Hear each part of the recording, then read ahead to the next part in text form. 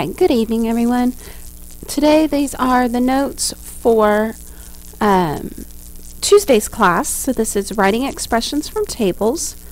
This is read chapter 2.3 and this goes on page 99 of your EN.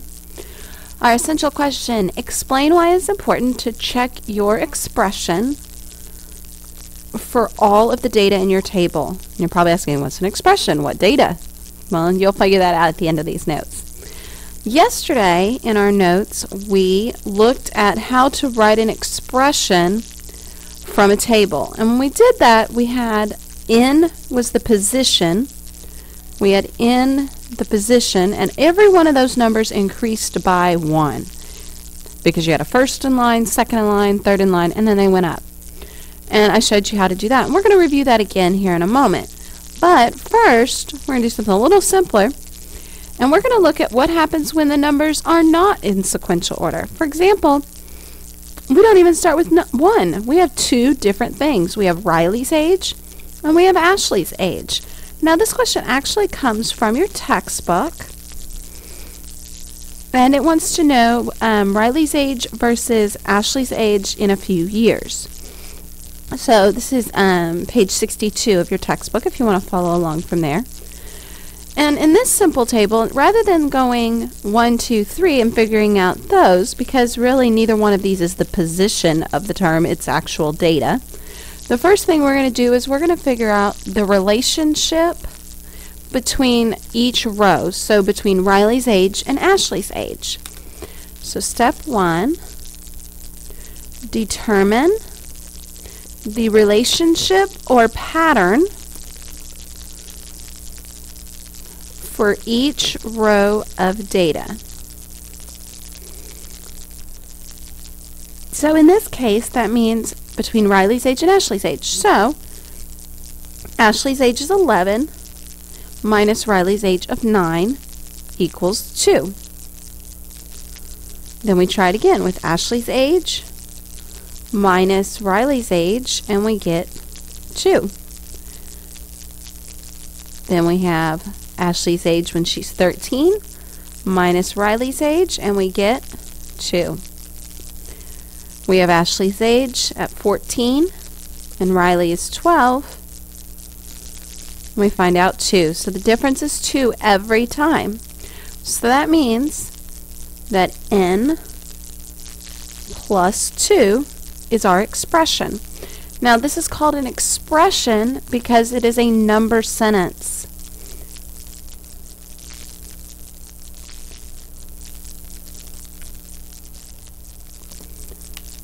This is an expression or number sentence. Just like in math class or in English class, you have English sentences. We have sentences in math class too. An expression, definition, let's go over here and define expression, is a number sentence that contains a number, an operation, and a variable. However, an expression does not contain an equal sign.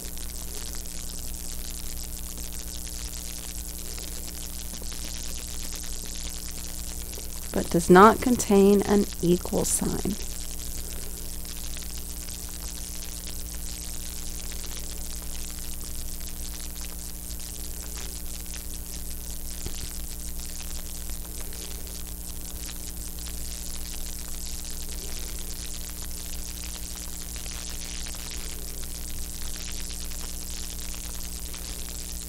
Alright, now the step 2 we did right there, but let's write it over here in our notes. Step 2 was use the pattern to write your expression. Now we knew our pattern was N plus 2 because we can see that Ashley is 2 years older than Riley, and also all of our answers were plus 2 or positive 2. So that means our answer had to be n equals plus 2. Okay. All right, let's try another example. Actually, let's look at our next type. Additional examples of this type are listed on page 62 in your book. There's one about eggs and dozens. But we're going to talk now, go back and review what we talked about yesterday in the patterns when we actually have n the position and then the value of the term. This type of table is actually going to be what you use in algebra come next year and the year after. And this is actually on page 63 of your textbook. And that's where I'm going to get our table from.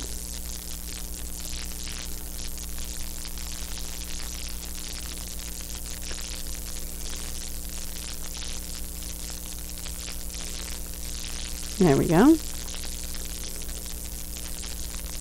Oop, I lost my mouse for a second.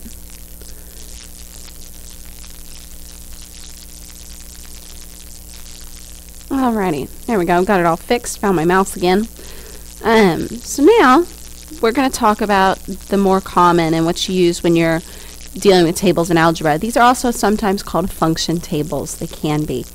So the position is always going to be known as n. That is always the way it is. And a value of a term is sometimes called y or x. But today we're not going to call it anything. We're just going to call the position n. And you can see that right down here at the end of the table. So the first step in the process is determine the pattern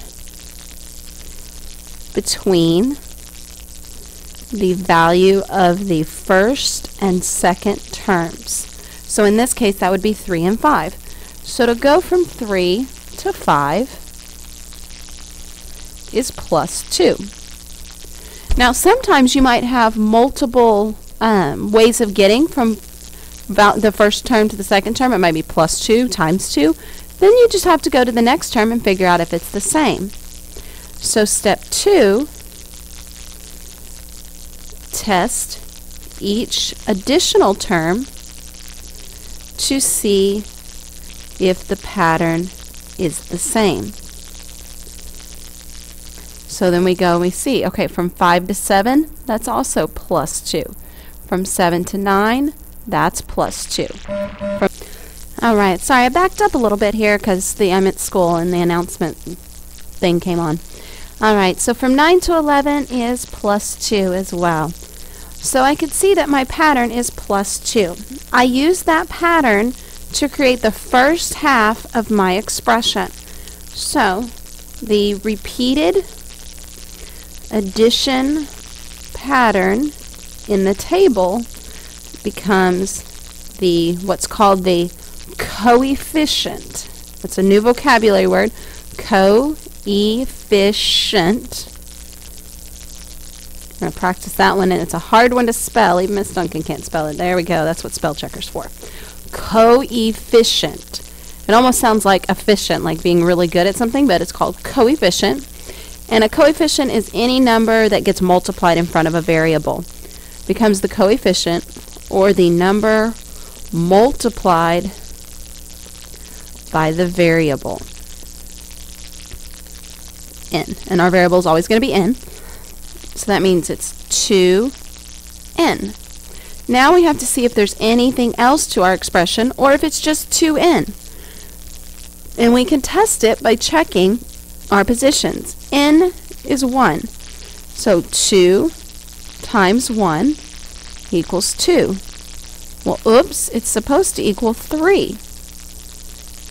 That doesn't work.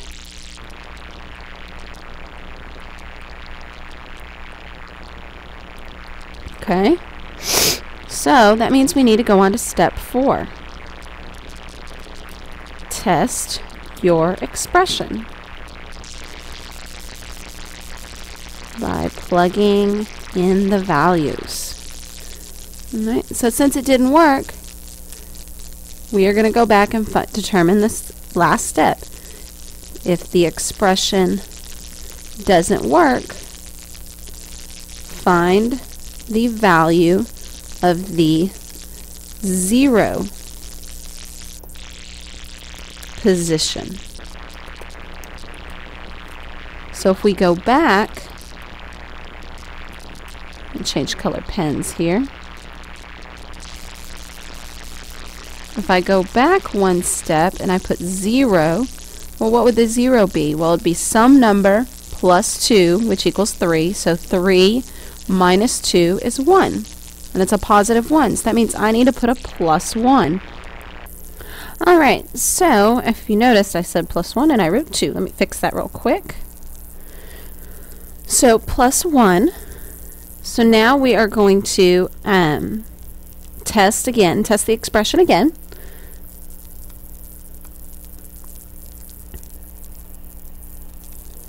Let me erase some of what I've written here, because I made a little boo-boo there. Alrighty. So n equals 1. Therefore, 2 times n plus 1 should equal 3. So let's test it out. 2 times 1, because n is 1, plus 1. 2 times 1 is 2. Plus 1. 2 plus 1 is 3. And 3 does equal 3. It works. Now you want to go back and double check to make sure you don't have any errors for each of your additional steps, just to be sure that you didn't make an error in calculation or an error in writing your expression. And you can do that by making a quick little table. You have 2n plus 1. So you check it and you say 2 times 2 plus 1. That's 4 plus 1 is 5. That works. And then you continue to check with the next one. 2 times 3 plus 1. That's 6 plus 1 is 7. And that works. And you continue to check.